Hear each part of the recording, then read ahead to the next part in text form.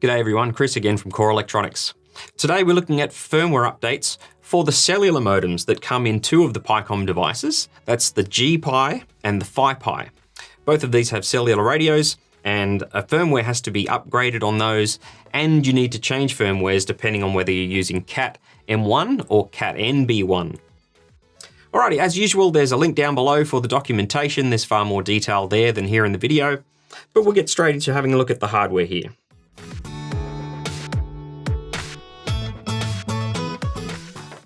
So from my phone, I've extracted the SIM card, which we'll use at the end to make sure this whole process works. We need a micro SD card because that's the one that fits on the expansion board. So underneath your GPy or FiPy, there's an SD card slot on the expansion board. And I'm using an adapter today to put that onto an SD card reader so I can connect it to the PC. What I'm going to do first is just grab the micro SD card, put that in an adapter, and put that into the PC card reader. All right, and jump over onto the PC. The documentation I have here on the right side of screen. I'm going to go to the Core Electronics website and select tutorials from the Learn heading and run down to Pycom. And top of the list at the moment is GPy and FiPy Cellular LTE firmware update. Okay. Now I'm going to speed through the top section of that, explaining the three types of firmwares that are here on the Pycom devices. The one we're doing today is just cellular radio. Okay, so you'll need to have an expansion board 3 PySense, PyTrack, or PyScan. We need to use one of those backpacks, just so that we have the SD card reader for this way to do it. All right, and the first thing we need to do is to set up a micro SD card. So I'm going to hit the Windows key and type in comp, and computer management comes up first on the list.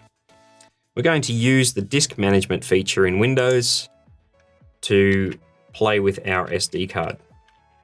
If you come in here and you find your SD card, I have here disk 1 removable, has 2 volumes on it. Both the volumes are NTFS. Unless you've got a single volume here, and unless the single volume is a FAT32 one, this process won't work. So as I've done in the instructions here, I'm going to show how to remove the volumes. But before I do that, be very certain that you have the right device. If you have a USB hard drive attached or various removable drives attached, you need to be very sure that the one you're working on is the SD card. All data will be lost on the card. We're going to even remove the partitions from the card and reformat it. So, very, very big caution exclamation mark here. All right, so I'm going to right click on volume 1 I have here and delete the volume. And volume 2 I'm going to delete as well. So now I'm back to having a brand new unformatted SD card.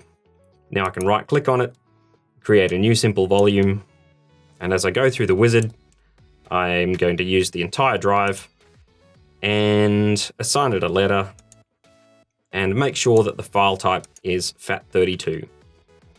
There we go. So very quickly, the SD card becomes available. Right, so I'm going to jump back into the instructions and find the link here. Oops, going through the SD card. We need to download, at step 11 here, download the available Sequans firmware files. So there is a firmware file here for FiPy and GPy Cat M1, and a firmware file here for FiPy and GPy NB1. All right, we're doing the Cat M1 today. So I'm going to save that to my downloads folder. And there it is. Now I wonder, does this need refreshing or something? It has not shown the partition is ready to go. Unexpected error has occurred. Check the system event log. Oh, that's not very good. Let me just eject that. And I will reinsert it back into the card reader.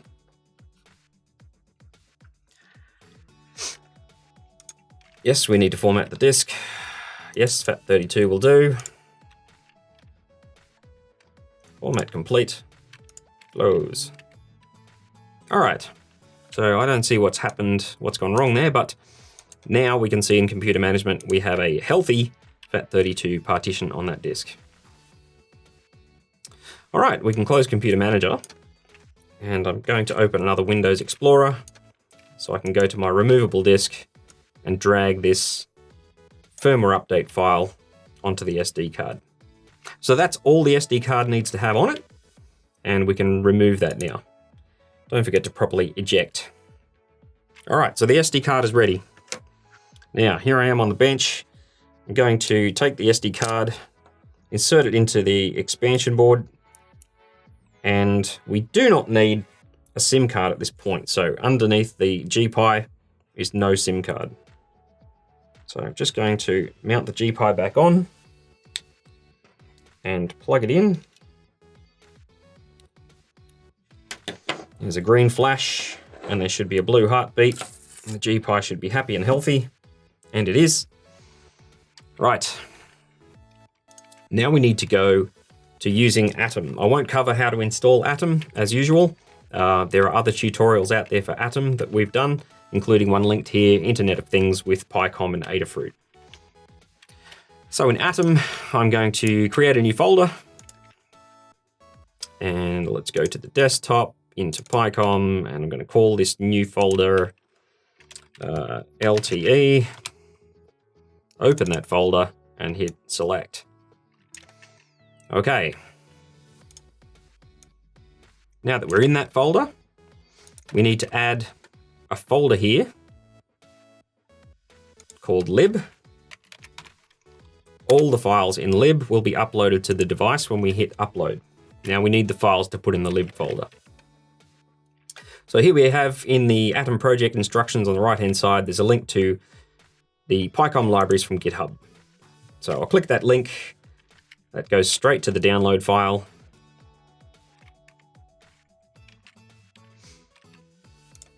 The download's complete, so I will extract all. And I'm going fairly fast here, but all of the information is in the documentation. Opening Pycom libraries master, we're going into lib SQNS upgrade, and here are all the files that we want in our lib folder. So I'm just going to drag all of those across to our project and drop them in there. Right. So now in Atom, we can see codec, CRC, SQNS upgrade, etc. We need to now make sure we have a connection to our device. If we use get serial ports, it tells us COM3 is the only port. So project settings should be set to COM3. Save that. All right, and hopefully we get a connection on COM3. There we go. So I've already done the hardware section. We've already got the micro SD card. And now we need to go through the firmware upgrade process. So I'm skipping down to step 7 here. The command we want, I will copy and paste so I don't make a spelling mistake. Import SQNS upgrade. That's a library that we've added in the library folder. And actually, that should not have worked because I haven't uploaded yet. It's probably just worked because I was testing it a moment ago. All right, now we have uploaded. Let's do that again. Import SQNS upgrade. And this is the main function here. All right, so we're running from the SQNS upgrade library. We do a run and we give it the path to the file on the SD card that we downloaded, and we give it a serial port speed. The serial port, I'm assuming, is between the ESP32 processor and the Sequans modem. Now, there will be lots of printouts here, and the most important thing is do not power off. Don't freak out and unplug it for any reason. If something goes wrong, we need to seriously think about what's going on before we do any actions. So I'm going to start this process. Welcome to the firmware process. Resetting. Starting STP. Do not disconnect power. All right, so we're at 1%. This can take up to 4 minutes to run. If it runs beyond 5, I think we're in trouble. if you look at the documentation on the right-hand side of the screen, down at the bottom, I've put in a section here on errors and failures. There's a few things that can go wrong just through basic errors, like fat fingering the name of a file, something like that. At the top here, you see what happens if I haven't uploaded first before I try these commands. The second one, I've put the incorrect name of the file in, and it just fails. Now, at the bottom, I have a short description on the problem I had with the FiPy. And what I've done is created a post on the Pycom forums to explain what I did.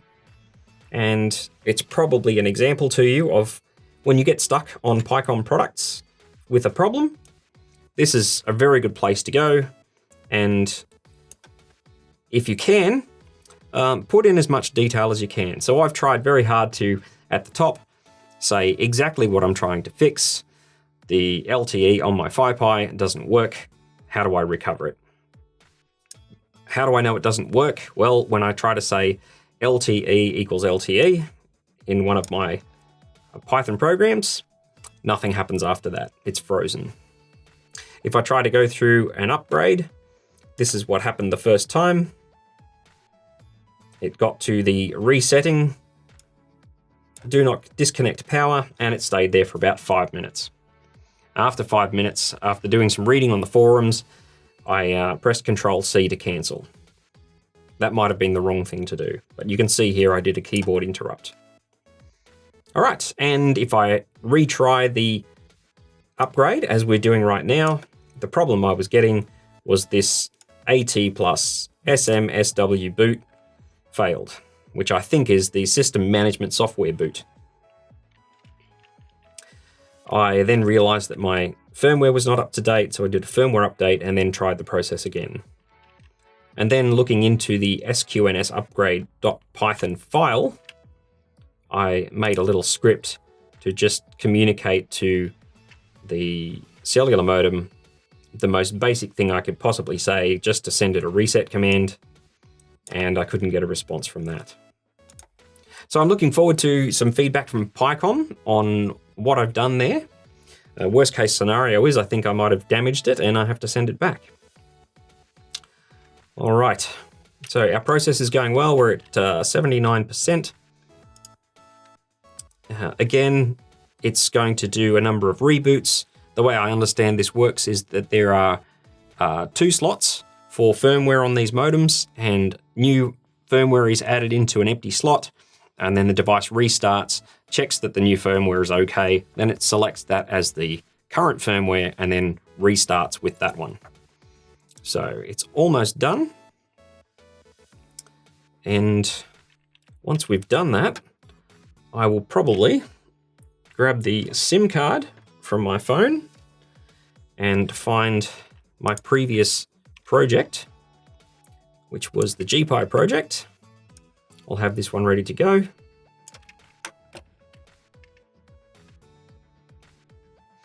So here we are. It's resetting. Do not disconnect power. The reset looks okay. Deploying the upgrade. Resetting again. Upgrade complete. And there we go. Right at the bottom, we've got the triple chevron, I call it, the 3 greater than signs. So the process is finished. The program has stopped. We can't damage it now by unplugging anything. So I'm just going to disconnect this project from the device and come back over here, unplug it. Going to take the GPy off the expansion board just to make it easier to put the SIM card in. That needs to be done the right way up.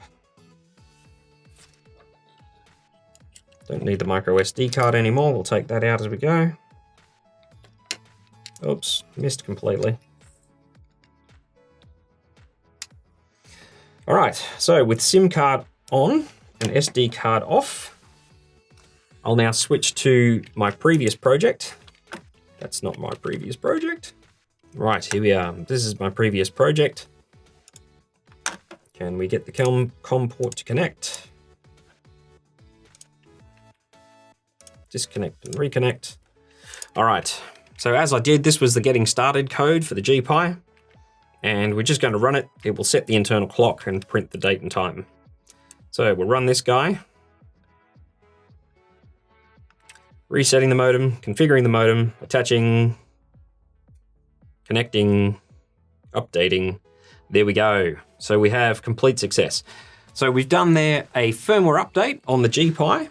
So we have selected the Cat M1 firmware for that device, updated it from a micro SD card, and now having added a micro SIM that we've already proved works, we can see that the getting started code for the GPy project runs just fine.